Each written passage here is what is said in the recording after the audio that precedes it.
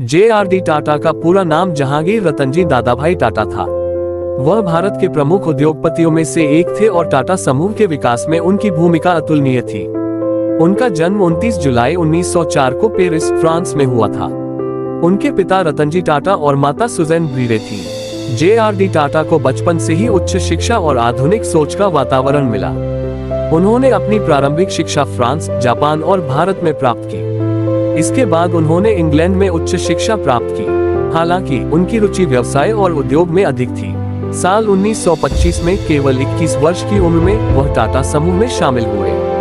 उनकी प्रतिभा और मेहनत के कारण 1938 में उन्हें टाटा सन्स का अध्यक्ष बना दिया गया। उस समय टाटा समूह एक सीमित औद्योगिक संगठन था, लेकिन जे.आर.डी. टाटा की दूरदृष्टि और नेतृत्व ने इसे विश्वस्तरीय पहचान दिलाई।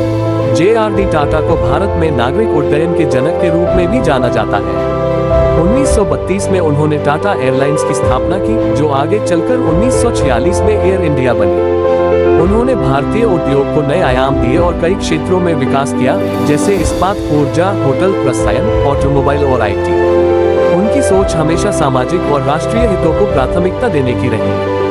उन्होंने Tata institute of fundamental research (TIFR) और टाटा मेमोरियल सेंटर की स्थापना में महत्वपूर्ण भूमिका निभाई। इसके अलावा उन्होंने कर्मचारियों के हितों की रक्षा के लिए भी कई महत्वपूर्ण कदम उठाए। भारत में 8 घंटे के कार्य दिवस, मेडिकल सुविधाओं और कर्मचारी बीमा जैसी योजनाओं को लागू कराने में उनकी अहम भूमिका रही। जे.आर.डी. टाटा को उनके उत्कृष्ट कार्यों के लिए कई पुरस्कारों से सम्मानित किया गया। 1957 में उन्हें पद्म विभूषण और 1992 में भारत के सर्वोच्च नागरिक सम्मान भारत रत्न से सम्मानित किया गया। ये सम्मान उन्हें उनके औद्योगिक योगदान और समाज सेवा के लिए दिया गया। उनकी नेतृत्व क्षमता का अंदाजा इस बात से लगाया जा सकता है कि उनके कार्यकाल में टाटा समूह का राजस्व कई गुना बढ़ा और नई कंपनियों की स्थापना हुई। Tata Motors, Tata steel, Tata consultancy services (TCS) और टाटा केमिकल्स जैसी कंपनियों ने उनके नेतृत्व में उल्लेखनीय प्रगति की। उन्होंने विज्ञान और प्रौद्योगिकी में नवाचार को बढ़ावा दिया और भारत के औद्योगिक विकास को नई ऊंचाइयों पर पहुंचाया।